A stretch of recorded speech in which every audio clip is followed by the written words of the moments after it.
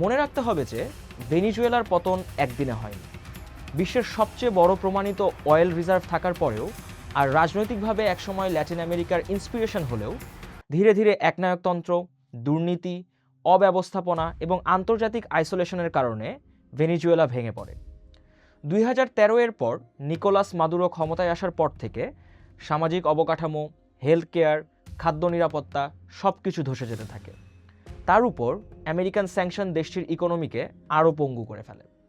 ফলে চরম মুদ্রাস্ফীতি এমন পর্যায়ে পৌঁছে যায় যে মানুষ সত্যিকার অর্থেই ব্যাগ ভর্তি টাকা নিয়ে বাজারে যেত আর ফেরত আসতো হয়তো মাত্র 2টা বেসিক আইটেম নিয়ে। এই অভ্যন্তরীণ ভঙ্গুর অর্থনীতির একটা ব্যাপক ভূরাজনৈতিক প্রভাব ছিল, কারণ ভেনিজুয়েলা শুধু একটি সাধারণ ব্যর্থ রাষ্ট্র নয়, বরং এর ভূরাজনৈতিক গুরুত্ব অপরিসীম।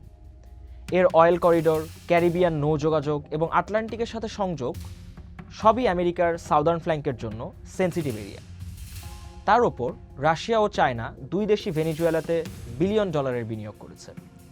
চায়না বেল্ট অ্যান্ড রোড ইনিশিয়েটিভের অংশ হিসেবে ভেনিজুয়েলাতে গভীর অর্থনৈতিক উপস্থিতি তৈরি করেছে, আর রাশিয়া দীর্ঘমেয়াদী সামরিক চুক্তি করেছে।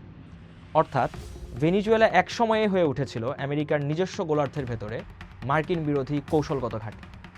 আর এই দিকটাই ওয়াশিংটনের কাছে সবচেয়ে বড় নিরাপত্তা হুমকি।